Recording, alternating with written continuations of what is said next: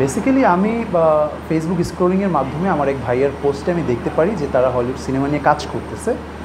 তার ফলস্বরূপ আমি ভাইয়াকে নক করি যে আমি আগ্রহ আছে যে আমি সিনেমাতে কাজ করবো, আমি আগ্রহী। তো একটা পর্যায়ে আমি দেখতে পাই যে তারা অডিশন কল করেছে, যে তারা তাদের সিনেমার জন্য কাস্টিং দেখতেছে। যদিও আমি অডিশন কলে হিরো ক্যারেক্টার অন্যান্য ক্যারেক্টার ছিল, আমি অ্যাজ এ সিকোয়েন্স লিড ক্যারেক্টারগুলোর জন্য আমি অ্যাপ্লিকেশনটা করেছিলাম। অ্যান্ড দেন তারা আমাকে পিকচার বা ভিডিও এক্সপিরিয়েন্সের কাজগুলো দেখে তারা আমাকে নক করলো যে আপনি আসেন অডিশনে। দেন অডিশনে গেলাম, খুবই হ্যাপি এবং নার্ভাসও বটে, কারণ আমি জানি যে অডিশনটা হবে ইংরেজিতে, যেহেতু আমেরিকান সিনেমা। এবং আমরা তো গতানুগতিকভাবেই বাংলাতে কাজ করি, বাংলা ভাষা যেহেতু আমাদের মাতৃভাষা বাংলা। সো একটু নার্ভাস ছিল, বাট খুব কনফিডেন্ট রেখেছিলাম নিজের প্রতি, কারণ আমি বিশ্বাস করেছিলাম যে যদি কিছু হয় অডিশন থেকেই হবে, অন্যথায় নয়। সো সেই জায়গা থেকেই আসলে অডিশন দিলাম। যদিও সিকোয়েন্স লিডের জন্য দিয়েছিলাম, পরবর্তীতে পরিচালক মহোদয় তিনি আমাকে একটা সিকোয়েন্সের জায়গায় কয়েকটা সিকোয়েন্সের ক্যারেক্টার আমাকে প্লে করতে বললো, এবং স্পেশালি আমার সিক্স সেন্সটাকে তিনি হ্যাভিলি অ্যাপ্রিসিয়েট করলো, এবং তিনি আমাকে জানালো যে আপনাকে আমরা আমাদের সিনেমার হিরো হিসেবে কাস্টিং করতে চাই। সো এটা আমার জন্য খুবই একটা গুড অপরচুনিটি ছিল, আর সেইখান থেকেই তো গল্পটা শুরু। সো অনেক অনেক মজার স্মৃতিও আছে। হলিউডের বলতে হচ্ছে অ্যামাজন প্রাইমের জন্য তিনি বানিয়েছেন, এবং তার নাম হচ্ছে লিওন লি। তিনি 6D ফিল্ম স্টুডিওসের ওনার এবং ডিরেক্টর, একই সাথে তিনিই প্রযোজক। দ্যাটস মিন লিওন লি প্রযোজক এবং ডিরেক্টর, বাট অনিয়ারটা হবে অ্যামাজন প্রাইম, এবং তেমনটাই তাদের সাথে কন্ট্যাক্ট করে দেন গল্প অ্যাপ্রুভাল নিয়ে তিনি বাংলাদেশে এসেছে কাজ করার জন্য। সো এটা আমার জন্য খুবই আত্মবিশ্বাসের একটি জায়গা যে আমার কোনো কাজ অ্যামাজন প্রাইমের মতো একটা বড় স্কেল ইন্টারন্যাশনালি রিলিজ হবে। সো এটার জন্য আমার তো সবসময় খুব ভালো লাগা কাজ করে। এখানে আমরা কো-আর্টিস্ট হিসেবে সকল বাংলাদেশিরাই ছিলেন, স্পেশালি আমার কো-আর্টিস্ট দ্যাটস মিন আমার হিরোইন আইরিন ইরানি আপু ছিলেন, এবং তিনি খুবই হাম্বল এবং খুবই পোলাইট। তার সাথে আমার কাজ করে এক্সপিরিয়েন্স খুবই গুড। আমরা খুবই খুনসুটি হয়েছে, শুটিং মানেই তো as like a picnic. So আমরা তো খুবই আড্ডা দিয়েছি, মজা করেছি। তার পাশাপাশি অন্যান্যরাও ছিলেন, বাংলাদেশি মডেল, অ্যাক্টর, অ্যাক্ট্রেস অনেকেই ছিলেন, এবং স্পেশালি আমার বড় ভাই দেলোয়ার ভাই ছিলেন, তারপরে হচ্ছে অন্যান্যরাও ছিলেন। তো আমাদের পুরো সিনেমার শুটিংটি হয়েছে বাংলাদেশের বসুন্ধরা রেসিডেন্সিয়াল এরিয়াতে। সেখানে যে আপার ক্লাস এরিয়াগুলো আছে সেখানেই শুটিংটা করা হয়েছিল বিশেষ করে, এবং কিছু কিছু সিকোয়েন্স যেমন ইনডোর আউটডোর সিকোয়েন্সগুলো গ্রিন স্ক্রিনে করা হয়েছে। তো পরিচালক আমাদেরকে জানিয়েছেন যে সেই সিকোয়েন্সগুলো এডিটিংয়ের মাধ্যমে দেখানো হবে যে আমি লস অ্যাঞ্জেলসে আছি অথবা নিউ ইয়র্কে আছি। সো গল্পটা আসলে খুবই দুর্দান্ত। আমি বিলিভ করি যে আমার দেশের মানুষরা তো খুবই এনজয় করবে বটে, একই সাথে আমার সিনেমাটা এত দারুণ একটি গল্পের কারণে পুরো ইন্টারন্যাশনালি খুবই প্রশংসিত হবে এবং মানুষ খুব সাদরে গ্রহণ করবে, এটা আমার দৃঢ় বিশ্বাস। সিনেমাটি আমাকে এখন পর্যন্ত যতটুকু জানানো হয়েছে যে আগামী বছরের ফেব্রুয়ারির দিকে সিনেমাটি অন এয়ার হবে। এটা এখন এডিটিং পিরিয়ডে আছে, দেন ডাবিং করবে, দেন মিউজিক, একটু প্রসেসের ব্যাপার। সো হোপফুলি ফেব্রুয়ারির মধ্যে আমরা দেখতে পাবো।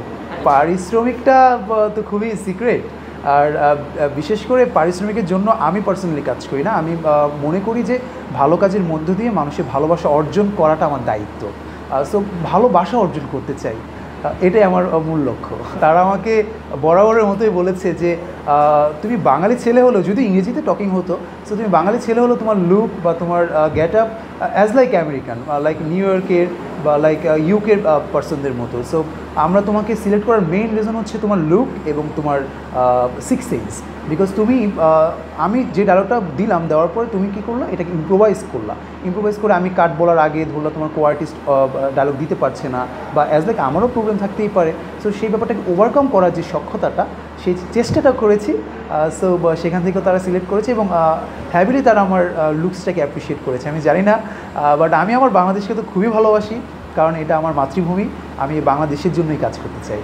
না, এখন অবধি সিনেমা নিয়ে আলোচনা হয়নি, তবে হলিউড সিনেমার কাজ করার পরবর্তী সময় আমি ব্যাপক পরিমাণ ভালো কাজের অফার পেয়েছি।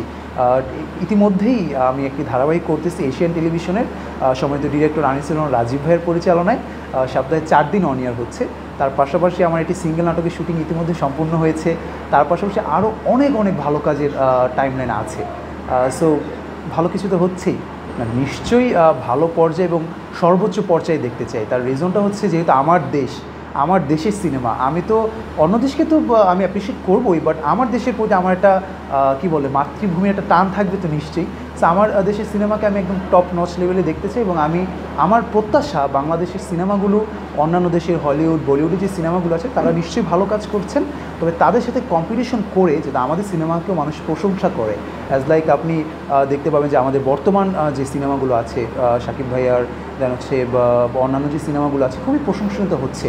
সো এটা আমাদের নিশ্চয়ই ভালো লাগার বিষয়, এবং আমার সিনেমা বা আমার কাজগুলো যখন ওয়ার্ল্ড ওয়াইড প্রশংসিত হবে এটা আমার জন্য একটি প্রাপ্তি হবে। কারণ আমি বিলিভ করি যে আমি মানুষ হিসেবে জন্মেছি, হয়তো 70-80 বছর বেঁচে থাকবো এই পৃথিবীতে, কিন্তু মৃত্যুর পরে মানুষ যদি আমাকে ভালোবাসে, সেই ভালোবাসাটা রাখে, স্মরণ করে, এটাই হয়তো আমার প্রাপ্তি হবে। সো সেই প্রাপ্তিটাই অর্জন করতে চাই।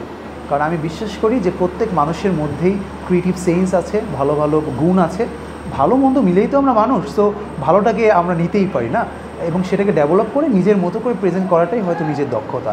স্পেশালি আমি মান্না ভাই তার সিনেমা দেখতাম, প্রচুর সিনেমা দেখতাম, এবং বর্তমান সময়ের জনপ্রিয় স্টার শাকিব খান, তার অ্যাক্টিং, তার স্টাইল আমার খুবই পছন্দ।